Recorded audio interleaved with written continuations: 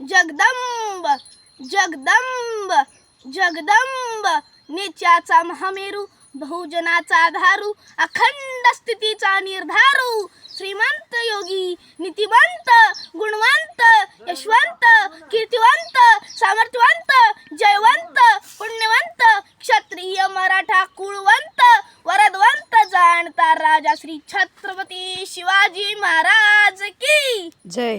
आवाज आलाच नाही.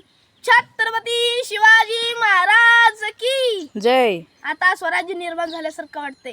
खरं तर मी नेहमी सांगतो, आजकाल असं म्हणतात की जिथं मस्तक टेकवावं अशा नमस्काराच्या जागा हल्ली खूप कमी होत चाललेत. पण ज्यांचं नाव ऐकताच आमचं मस्तक नतमस्तक झाल्याशिवाय राहत नाही त्या राष्ट्रमाता राजमाता माँसाहेब जिजाऊ. 33 कोटी देवाचे कोट्यावधी मंदिर असतील, पण त्यांची पूजा फार कमी माणसं करतात. पण माझा राजा देव नाही, पण कोट्यावधी लोक माझ्या राजाची पूजा करतात. ते जाणते राजा छत्रपती शिवाजी महाराज. ये संभा मर सकता है मगर कभी बेईमान नहीं हो सकता. ते शंभूराजे या देशातली पहिली शिवजयंती साजरी करणारे महात्मा ज्योतिबा फुले. भारताची राजघटना लिहित असताना मला जास्त कष्ट पडलेच नाही, कारण माझ्या समोर शिवरायांचं आदर्श स्वराज्य उभं होतं. असं म्हणणारे डॉक्टर बाबासाहेब आंबेडकर. ज्या ज्या महापुरुषांनी या महाराष्ट्राला विचार दिला त्या सगळ्या महापुरुषांच्या समोर नतमस्तक होतो आणि माझ्या भाषणाला सुरुवात करतो. नमस्कार, मी संकल्प सोमनाथ मोडे. माझ्या शाळेचे नाव बसवेश्वर हायस्कूल मुस्ती. मी आता 7वीचा विद्यार्थी आहे. आज 19 फेब्रुवारी म्हणजे माझ्या राजाची जयंती निमित्त 2 शब्द बोलतो. एवढा मोठा मी नाही तरी सुद्धा सांगण्याचा प्रयत्न करतो. शब्दाच्या माध्यमातून माझ्या काळजातली वेदना आणि भावना तुमच्यापर्यंत पेरण्याचा प्रयत्न करतो. छत्रपती शिवाजी महाराज की ही जय ज्या तोंडून मुखातून बाहेर येतात ती मनगटा का शांत बसतात. ज्यावेळी शिवरायांवरती आरोप केला जातो, ज्यावेळी संभाजी राजावरती आरोप केला जातो, आपल्या बापाला नुसतं वाकड्या नजरेने जरी बघितलं तर आमची रक्त सळसळतं. बापाला वाकड्या नजरेने जरी बोलला तर आमच्या अंगावरती काटा येतो. बापा समान असणाऱ्या आपल्या राजावरती आरोप केले जातात, त्यावेळी आमची लोक का शांत बसतात हा मला कायम प्रश्न पडतो. माझं एक कायम सांगणं आहे, आपलं इथे एक औरंगाबाद नावाचं शहर होतं, त्याचं बदलून संभाजीनगर केलं. ज्या संभाजी राजांच्या नावानं महाराष्ट्र भेटतो, ज्या संभाजी राजांनी आपल्या पिढ्यानं पिढ्या कुसपावाने केली, तुम्ही आणि मी जन्माला आल्यावरती घेतलेला पहिला श्वास आणि तुम्ही आणि मी जाताना सोडणारा शेवटचा श्वास, हे फक्त आणि फक्त छत्रपती शिवाजी महाराज आणि छत्रपती संभाजी महाराज यांचं देण आहे. उद्या जर पेपरला अशी बातमी आली की छत्रपती संभाजीनगर मध्ये अल्पवयीन मुलीवरती बलात्कार झाला, ऐकायला बरं वाटणार आहे का? उद्या जर पेपरला बातमी आली की छत्रपती संभाजीनगर मध्ये एका स्त्रीला जाळून मारण्यात आलं, ऐकायला बरं वाटणार आहे का? नाव बदललंय, नावाबरोबर जबाबदारी सुद्धा आहे. तुम्हाला माहिती आहे, छत्रपती शिवाजी महाराज जगाच्या पाठीवरती एकमेव राजा होऊन गेला, जे शूर होते, वीर होते, पण त्याहीपेक्षा छत्रपती शिवाजी महाराज त्यांच्याकडे एक अलौकिक गुण होता. ते अलौकिक गुण म्हणजे चारित्र्य संपन्न. हा आमचा राजा आम्हालाच नाही समजला. आम्ही फक्त डॉल्बी डीजे वरती नाचलो, आमच्या राजाला आम्ही कधी डोक्यावरती घेऊन मिरवलो, कधी डोक्यात घेतलं का? महाराजांचा विचार डोक्यात घ्यायचं म्हणजे काय? महाराजांकडे कुठला गुण होता? महाराजांकडे फक्त 2 गुण होते. त्यातला पहिला गुण म्हणजे चारित्र्य संपन्न. चारित्र्य संपन्न म्हणजे काय हो? स्त्रियांचा आदर करणारा राजा.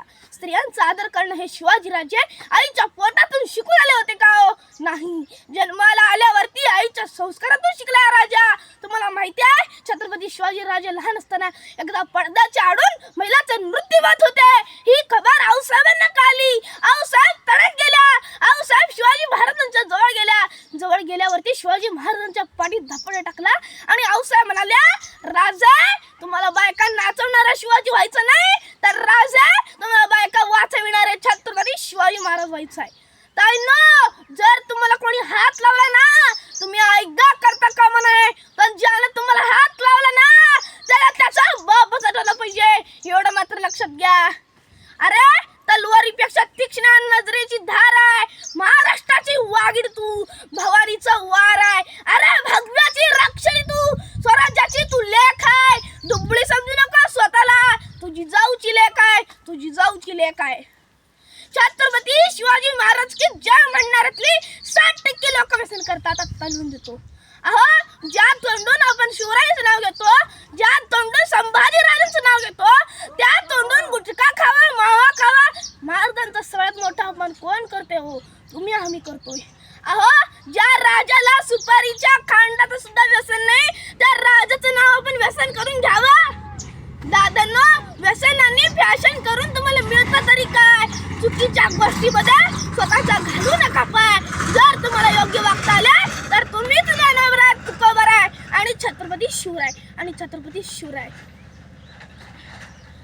आणि छत्रपती. आमच्या सोलापूरला एक आजी आहे, ती फार सुंदर असं म्हणते की शिवाजी महाराजांचे मावळे कसे होते? सकाळी लवकर उठे, रणांगणात सुटे, तलवार तुटे, पण माग नाही हटे. आत्ताची मुलं कशा आहेत? उशिरा उठे, गडी दारूच्या अड्ड्यावर सुटे, बाटली फुटे, पण बेन माग नाही हटे. कुठला संस्कार करते हो? शिवचरित्रातून काही नाही घ्यायचा, पराक्रम नाही घ्यायचा, शौर्य नाही घ्यायचा, फक्त दोन गोष्टी घ्यायच्या. एक स्त्रियांचा आदर करायचा आणि दुसऱ्या सुपारीच्या खांडाचं सुद्धा व्यसन करायचं नाही. दादांनो, तुम्ही ज्या महाराष्ट्रातल्या खऱ्या मावळे म्हणून शोभलात म्हणून समजा. आणखीन एक गोष्ट सांगतो. एक 12 वर्षाचं पोरग होता राजस्थान मधलं, ते चुकून महाराष्ट्रात आलतं 350 वर्षापूर्वी आणि आल्यावर म्हणाला की असं कोणी माणूस आहे? एका शेतकऱ्याला म्हणाला, असं कोणी माणूस आहे जो उत्तम गाणं लिहितो, उत्तम कविता करतो? असं कोणी माणूस आहे जो लोक कल्याणकारी राजा आहे? मी कवी आहे, त्या माणसाला गेला मला भेटायचं आहे. शेतकरी म्हणला, आहे एक माणूस आहे. काय नाव त्या माणसाचं? बाबा, त्या माणसाचं नाव शिवाजी राजा बरं का. शिवाजी राजा कुठं राहतो? राजा आमचा राजा स्वर्गात राहतो. स्वर्ग म्हणजे कुठं? बाबा, आमच्या राजाचं घर रायगड, माझा राजा रायगडावरती राहतो बरं का. त्या 12 वर्षाचा पोरगा म्हणला, एकदा मला फक्त महाराजांना बघायचं आहे. कसा दिसतो राजा? एकदा बघायचं आहे. महाराज कसा दिसतो राजा? ऐकून आहे मी. त्या राजाची संशय चालायला लागली की जिगर होत नाही शत्रूची समोर जायची. त्या राजाची दृष्टी एवढी आबाद आहे की माणसा जीवाळून टाकतात त्या राजावरती. एकदा तो राजा बघायचा आहे. जायचं